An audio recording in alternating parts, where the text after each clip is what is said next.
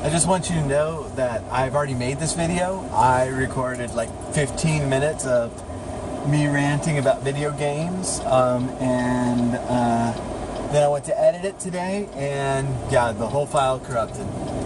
So, you know, however much you enjoy this or don't enjoy this game, I want you to know that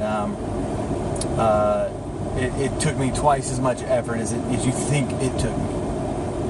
And yeah, I know. Oh, look, I know the effort is me talking to myself as I'm driving. That's still effort, you know. I'm trying to remember what I said last time because some of it was really, really good. Anyways, all right, now I gotta focus. I gotta see if I can get through this slide.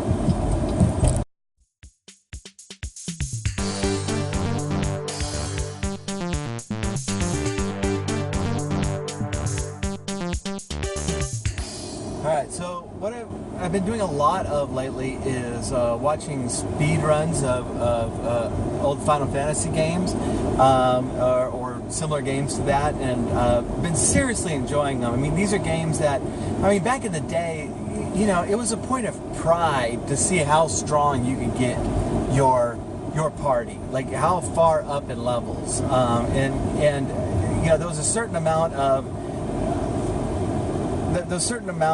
respect that you would get for beating the game at level 75 when you could have beaten it at 60, and it kind of proved you know how willing you were to invest your time in this game. And I mean, people my age, we grew up on level grinding through Dragon Warrior 1, which that game is amazing, by the way, but there's not a lot of plot to it. It's most of the time in the game you're spending just trying to gain levels as efficiently as possible, because you know that you're going to be spending 3 days gaining levels between dungeons, and you know, that's where we learned it, and so, you know, it very quickly became, it's like, if you were not willing to put the time into a game to grind out some levels, then you just weren't going to be an RPG player. And that's just the way it was. And I very early on really took to that. I really enjoyed the level grinding, and so I became, you know, really pretty good at these role-playing games, and I really became a fanatical fan of Final Fantasy. And so it's really weird for me now to play, you know, to watch somebody beat like Final Fantasy VI at the lowest possible level with the least amount of time, when I was back in the day bragging that, you know, like my entire party you know, was level 99. Despite all that, it's really gotten me thinking a lot about Final Fantasy lately, and I wanted to tell a couple of stories, one of them out of game and one of them in game. And for the out of game one, what you got to understand is I graduated high school in '96, and I got an apartment starting college, and I had a roommate, and we had enough money to buy a game system, and we were both pretty fanatical Final Fantasy fans, and you know, the SNES era of role-playing games, and so we jumped on the N64, and just assuming, because it had not been announced at the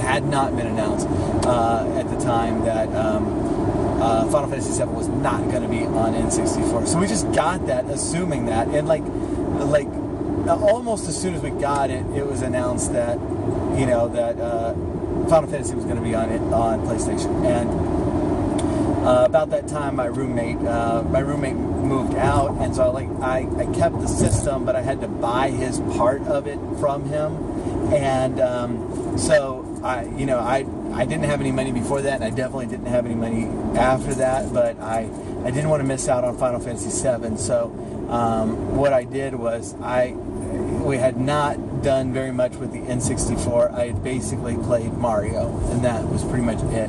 And I sold the system. And I know, look, you know, in hindsight, y'all are all like, "Oh no, there was such great games on it." I know. Look, I know. But I was a freshman in college. I was not going to have any money anytime soon. Okay. at the time I actually didn't even have a job. I was just studying, and it was between that and the PlayStation, and that's all there was to it. And the PlayStation was a really great system, and we went with that. And I don't regret it because got 3 really good Final Fantasies out of it. Got some other really, really good games, and was pretty much happy with it for many years to come. But Final Fantasy, so I got my PlayStation, I was actually playing this game called Beyond the Beyond, which was not good. But, it's just biding my time for Final Fantasy VII. And so this game starts coming out, and I pre-ordered it from Toys R Us down the street. Not next door, but farther down the street. But it was like, this was not a thing then. There was not a lot of pre-ordering then. In fact, it had only been very recently that I even really noticed Toys R Us offering pre-orders on games. And so I pre-ordered it, and like this, I guess it was an off chance that, they might run out and they were holding your game, but it really wasn't like that then. But I pre-ordered it, and as the time was coming close, I was getting so kind of over pumped about it that I actually called Toys R Us the week that it was released just to make sure that they were going to have enough games to fill all the pre-orders. And I'm pretty sure that the manager thought I was just a complete idiot.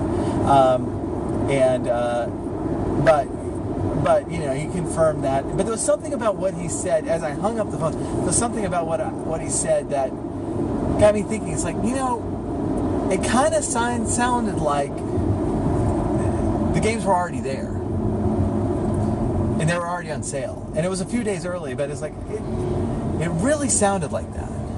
And so I didn't want to call him back because I felt like just a complete moron at that point. Calling him, and he just obviously was not impressed with me. And so I was like, you know what, I'm just gonna go down the street. And keeping in mind that I was not very popular in my freshman year of college. I really didn't have any friends.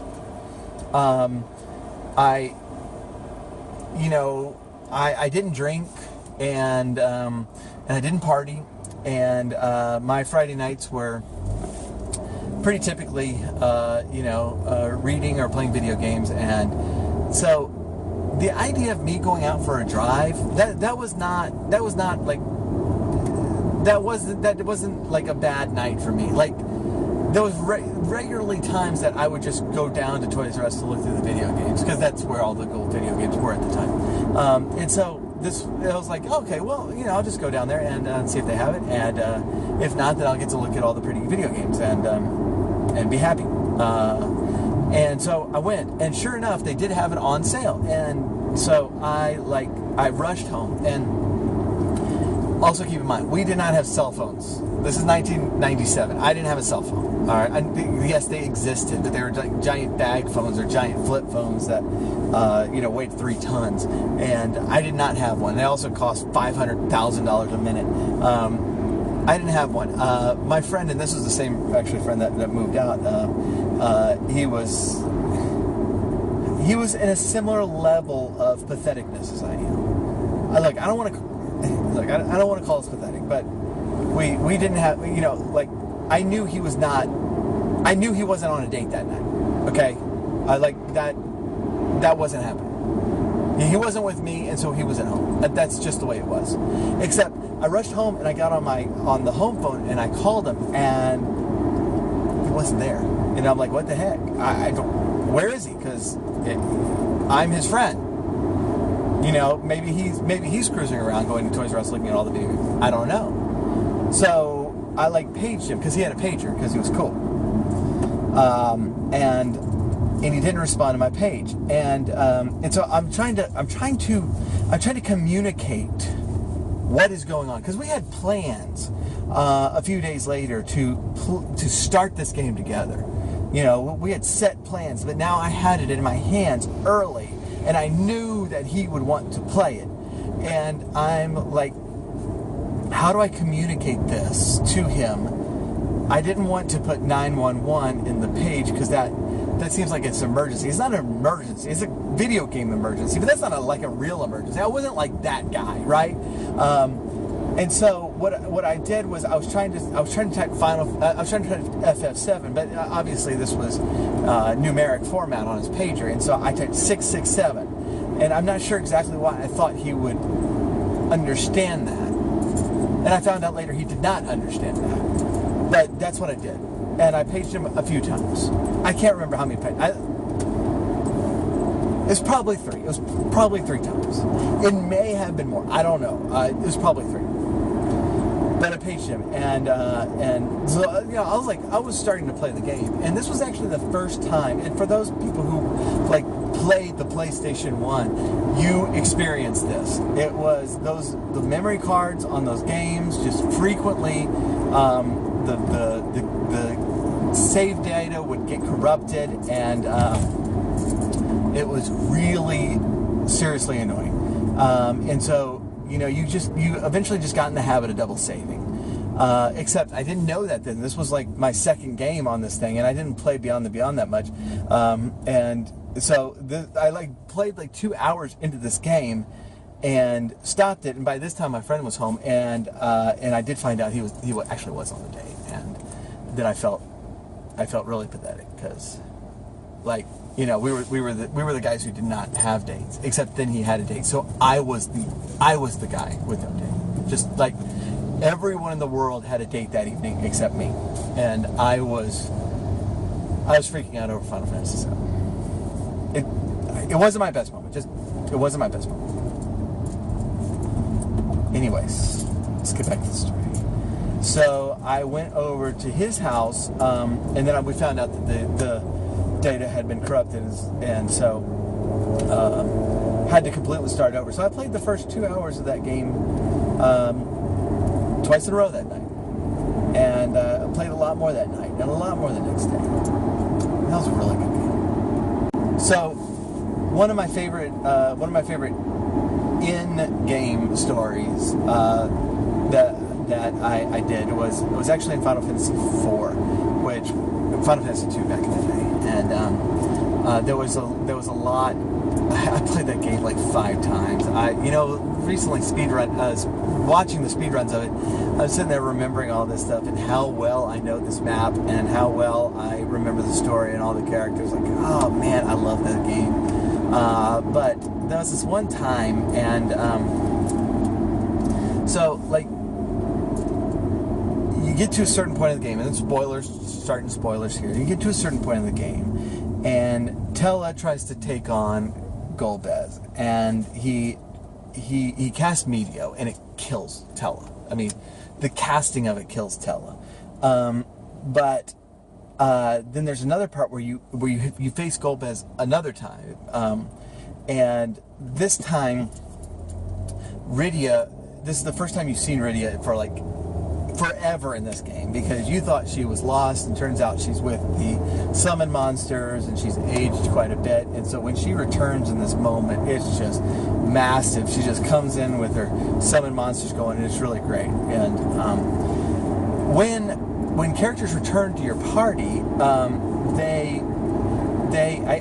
don't know exactly how it works, but they come back at a level that is like the average of your party level.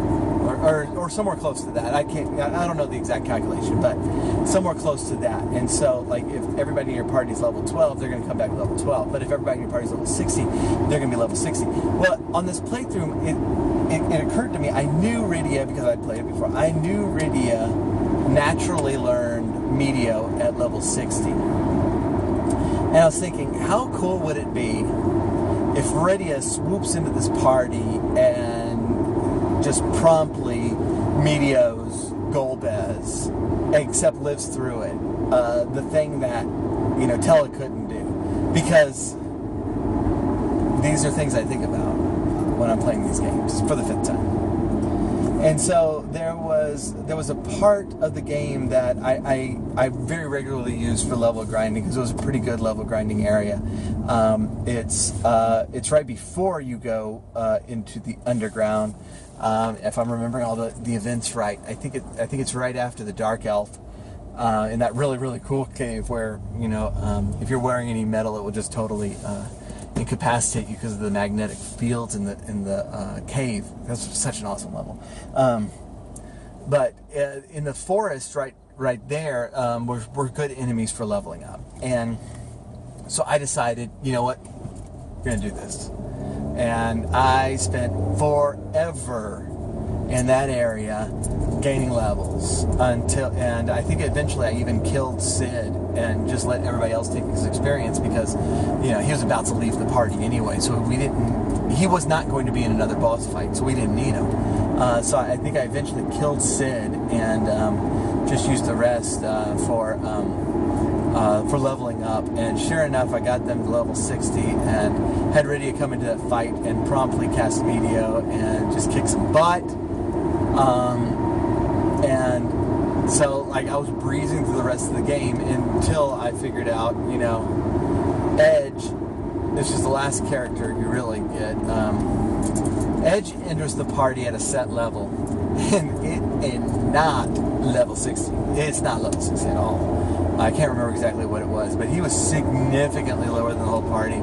So, like, I wanted to speed through the rest of the game because, you know, basically at level 60, you can totally win the game. And but Edge wasn't there yet, and so I was like, that was not the best idea ever because I still have to grind later in the game exactly as much as I would have earlier in the game. I would have, even if my party was not at level 60, I still would have had to grind the same amount of time. But that was the file that I eventually got everybody into the 90s. Because once again, that was a source of pride back in the day. Now it's completely opposite. Now you tell people, yeah, I spent 100 hours on Final Fantasy VI. Whole party to level 99. They're like, it's kind of sad, dude. I'm like, I know.